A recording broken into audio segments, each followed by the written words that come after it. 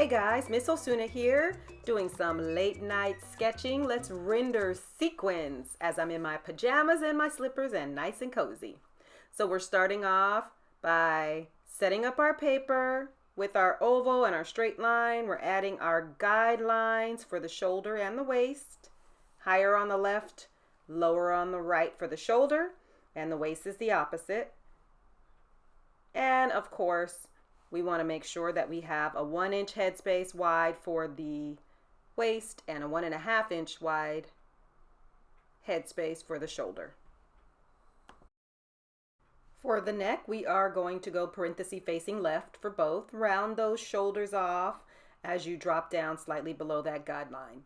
Now add the guideline for your bust. Remember, it's parallel to the shoulder. Make sure the right side bust is a little bit to the right of the side, and then go on ahead and blend that up to the shoulder. Add in your areola at 2. Next, we're going to put in our curve. So on the right side for our hip, make that parenthesis facing left, and then add that crotch guideline. On the left side, it's less of a curve. Now that we have that in place, find the center and place your bikini bottoms with your frowns for the leg openings and a smile for the top of the bikini bottom.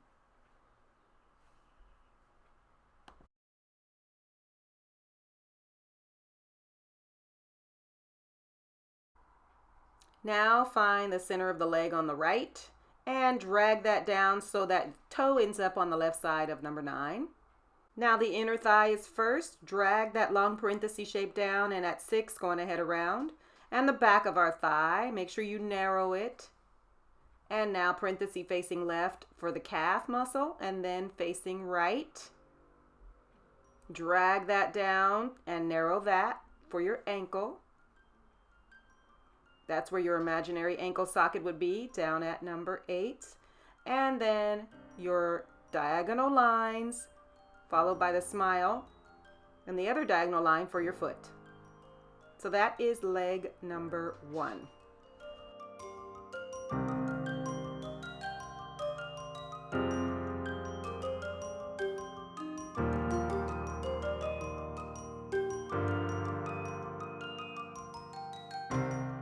Leg number 2, drag that guideline down towards the left. It's going to be lower than the first leg. And now our upper thigh, remember it's going to stop a little lower, so the kneecap is lower. So as you drag this line down and circle around that kneecap, make sure that it's lower on the left side.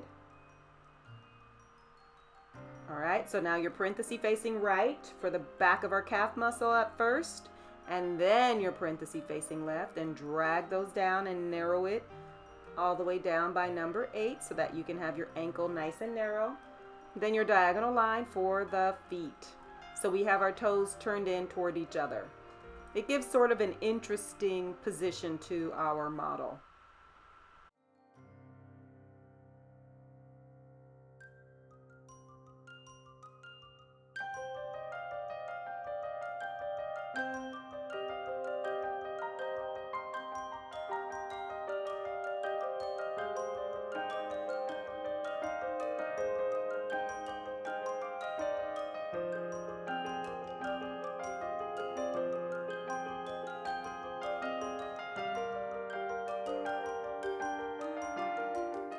Now let's get ready to divide the face. We're going to put our dividing parentheses slightly to the left. And now our arm. These are just guidelines to start. Remember, you go back and measure later. So I have guidelines for the hand and the arm just to start. Then we go back and flesh things out after. Now we are doing the underarm portion, and that is near our bust, and the parentheses for the forearm. Remember, that is from elbow to wrist.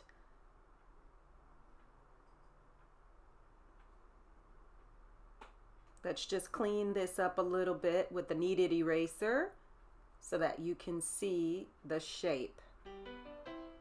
And remember, you can make the arms as narrow or as wide as you personally see fit. There is no right or wrong in terms of the width of your croquis. as long as you like the look of it. And that is what will determine its appropriateness for the target market. So base your look on your target market and you'll always be fine.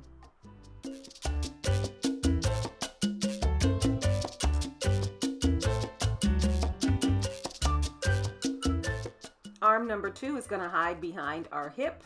So you can go on ahead and drag that down.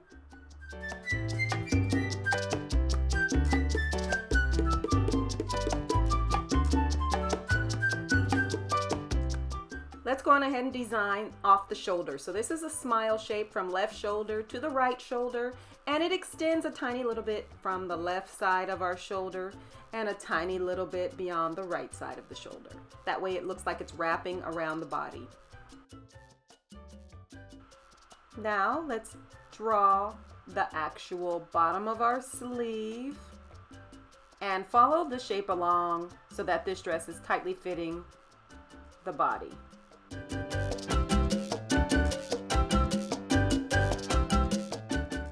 We're going to have an asymmetrical hemline, so the left side is lower and the right side is higher.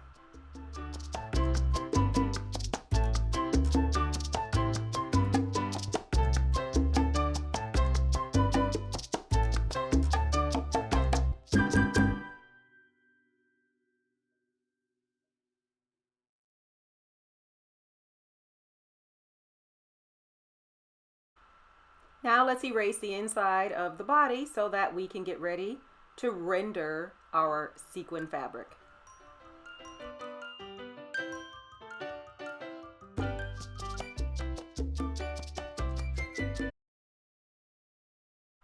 We want to get rid of as much lead as possible so that we can have the fabric show up without it being muddied by the lead of our pencil.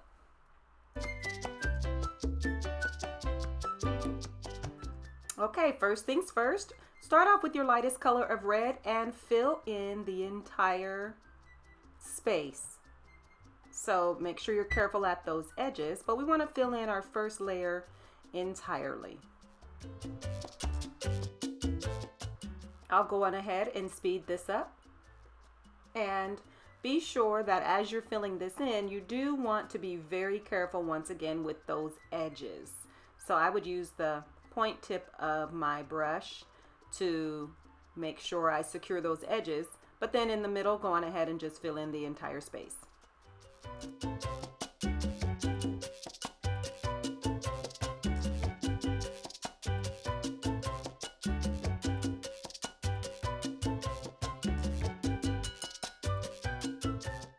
Now we're going to go on ahead and do this once again, but we are adding shadow. So on my shadow side, I've chosen the left side of the sketch to be the shadow side. You'll notice that I'm adding a second layer. It's going to be darker because obviously the first layer is underneath it. So make sure that you pick a shadow side and start to add those layers of shadow. It's the same color marker right on top of that very first layer. I'm shadowing underneath the bust on my left side of the sketch, but you could do it on the right side if you've chosen.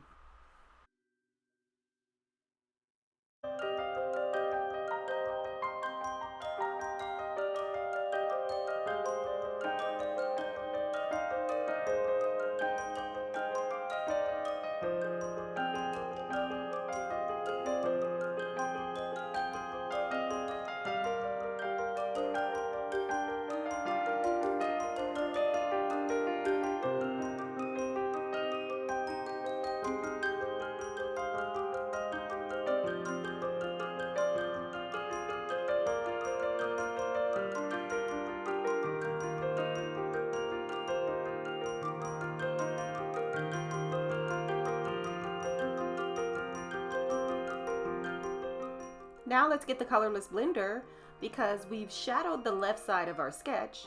So right at the point, around the midway point, is where you can see the dark and the light. So that's where we want to focus and blend with the colorless blender. So you will pick up that color from the left side, which is the shadow side, and drag it over into the right to create a very nice transition.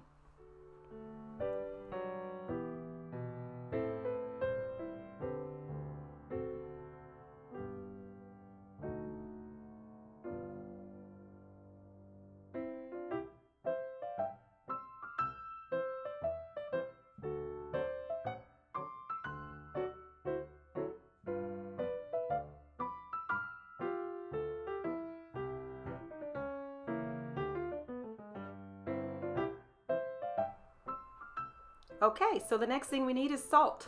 Grab some paper and place it down, and then some regular salt, yes, salt, S-A-L-T, and spread that out on the paper, and you'll put your sketch on top of it. We're going to use that to create the beginnings of our texture. Use a white colored pencil. Make sure you sharpen it. And we are going to start on the shadow side, scribbling pretty hard so that you can see the dots that are going to pop through. Press lighter on the right side. Press harder on the shadow side. So as I am doing little tiny circles, you'll see there's a dotted texture that starts to pop up. And that is the beginning of our sequins for this particular project. Remember, this is only the first step in our dots. We are going to have several different types of dots in several different colors, so we'll be repeating this process quite a bit. I will speed the video up at this point.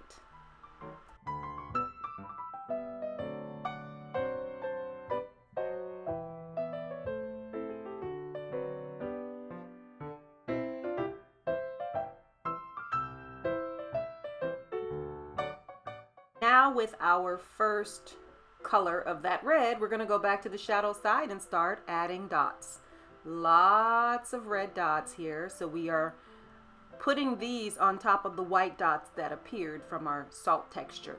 And notice I still have that salt on the paper underneath. I have not removed it.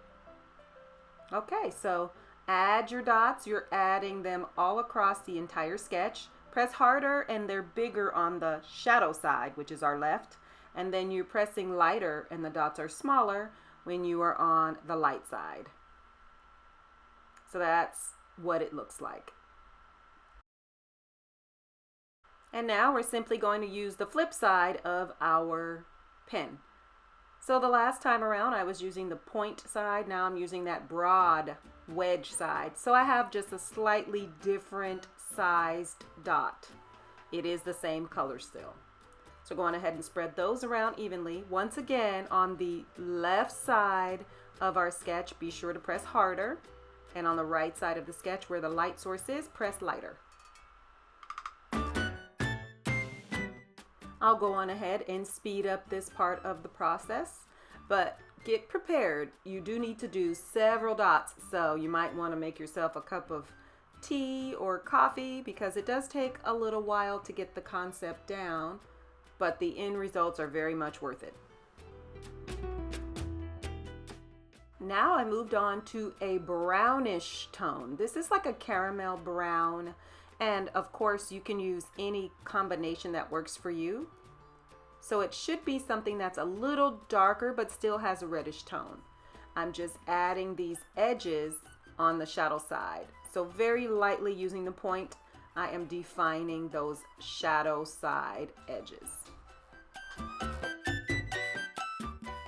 Here I'm just moving left and right in a smile motion just to shadow the bust.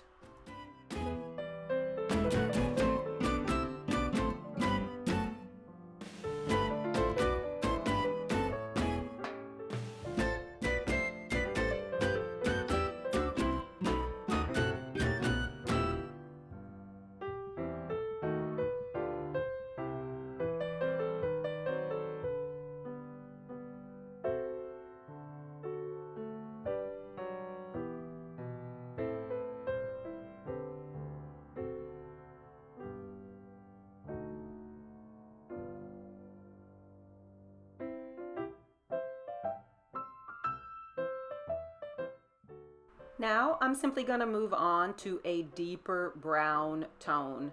So remember, brown and red go well together. This particular brown tone is in the chocolate family, and you'll notice they're different markers. They're not even from the same brand, and that's totally fine because you can find and pair together any combination of markers as long as they're in the same general color family.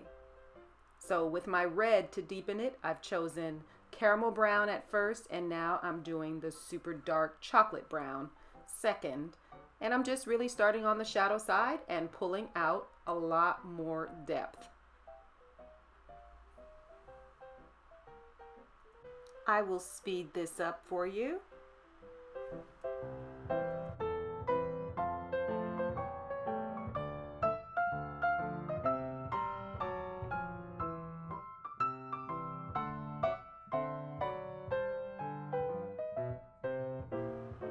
And now I'm going to move on to a darker tone. And this darker tone is now leaving that brown family, and I'm simply going into the gray family. Once again, starting with dots on the shadow side. So I'm using the point tip of the brush, and I literally am creating the next level of depth. So you can see each time you go darker, you're able to get another level of shadow, which adds to the depth. In general, it's definitely a good idea if you are investing in your markers to have a really nice combination of grays and or blacks, because those are always used for shadows no matter what actual color you are rendering, because of course shadow is dark. So this particular gray is a medium gray, and I'm adding on the very edges and on the shadow side.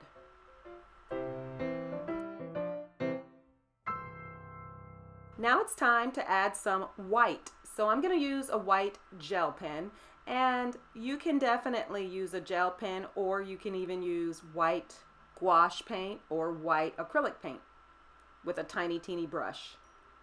I'm just going to use the gel pen because it allows me to dry fast and I can continue moving. The key here is just starting on the light side. Even though you are bringing these to the shadow side as well, start with the light side.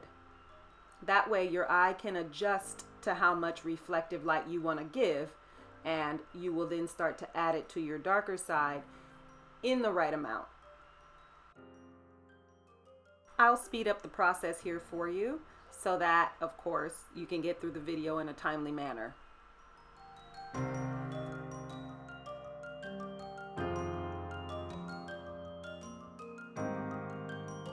Now I'm just going to add a set of 3 or 4 lines. So keep these lines to the edges, and this shows the light bouncing off of the sequin.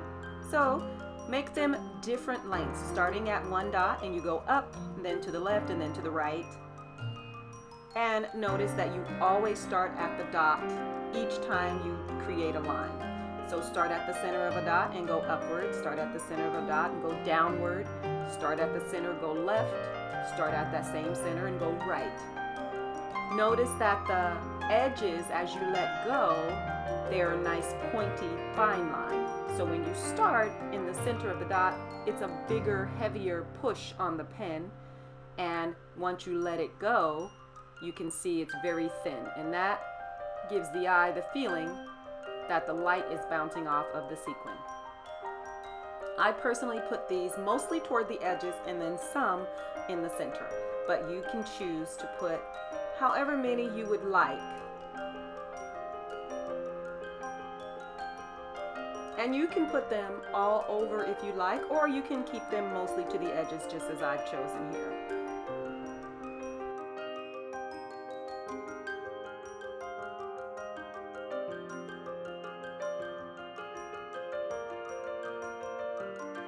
Now I'm going in with the next darker shade. So my next deeper shade here is one step darker than that first tone, and I'm going to add some dots to knock down some of the shine on my shadow side. So notice I'm just dotting some of those lines that I put that were white on the shadow side mostly. And these dots that I put on top just help to soften so they're not so bright. Because remember, we want the eye to look at the shadow side on the left and then to look toward the right of our sketch as a light source. So just dotting very gently on some of the lines that I've just placed, just to knock it down slightly on the shadow side mostly. And then of course you can knock it down on the light side as well, but you still want to keep the light side light and the dark side dark.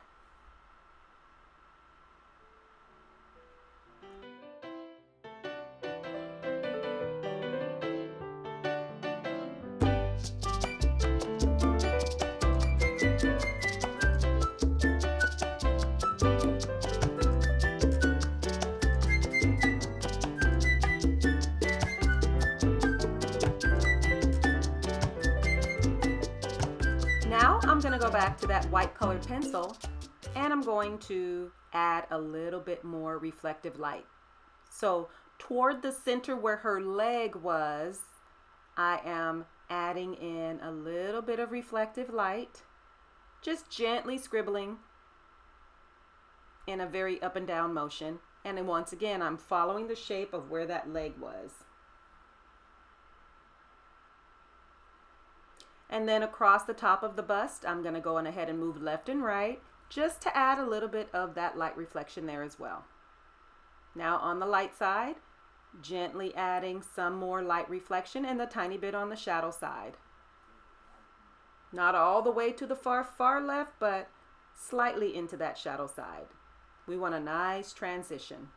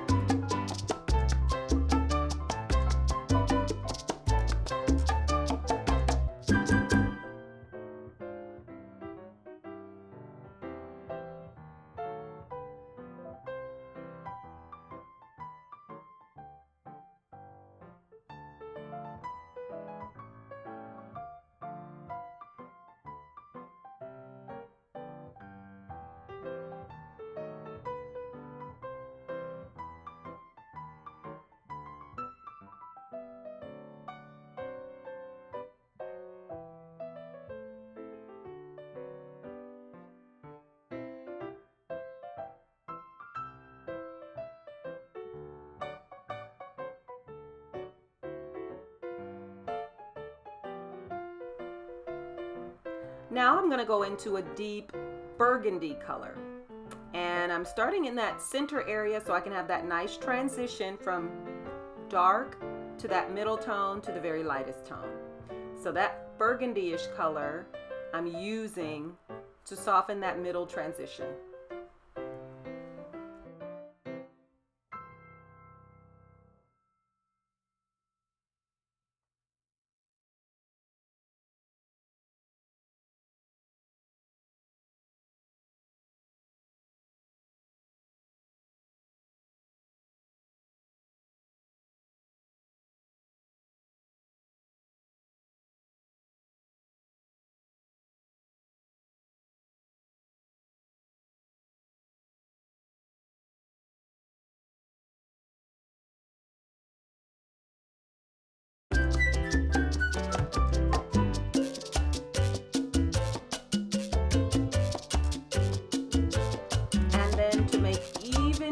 Shadows, I'm going to add a layer of black.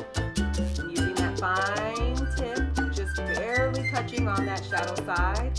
And I'm adding dots that are black. You can see right away, you're able to watch your sketch pop to life, each layer at a time.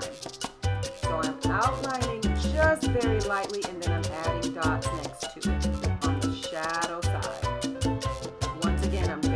Touching the pen to the paper on that fine side of my brush. after I define that edge, then I'm going to go on ahead and add some dots.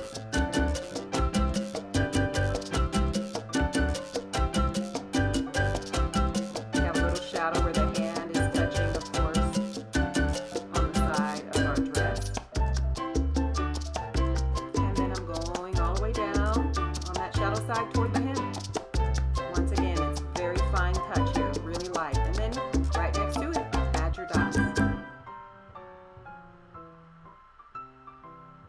So we did a series of colors, starting from the lightest red, and then we moved into darker tones of red, then into reddish browns, and then into a gray, and then into a black.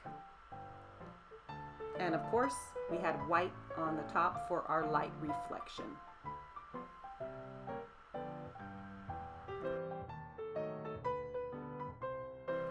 Now I'm just going to soften that black by adding a lighter form of red. It's a reddish orange. So it's going to pick up that black when I'm on the shadow side, and it's going to soften it. So I'm starting off by adding some of these dots on the light side, and then as I move to my shadow side, I'm going to be able to blend and soften the dark that I have created here for my shadows.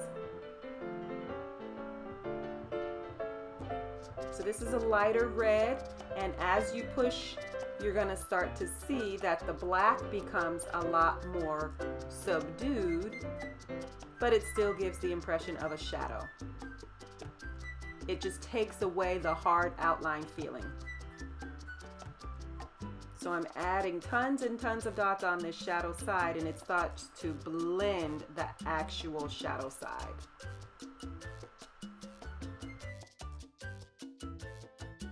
And that is it for your rendering of your red sequin fabric. I'm really excited to see the work that you guys have done. Feel free to follow me on Instagram at Corey Osuna, or catch up with me on YouTube. Once again, that's Corey Osuna. You did a great job on this particular rendering. I'm looking forward to seeing all of your good success. For now, Jake and I both say, happy sketching.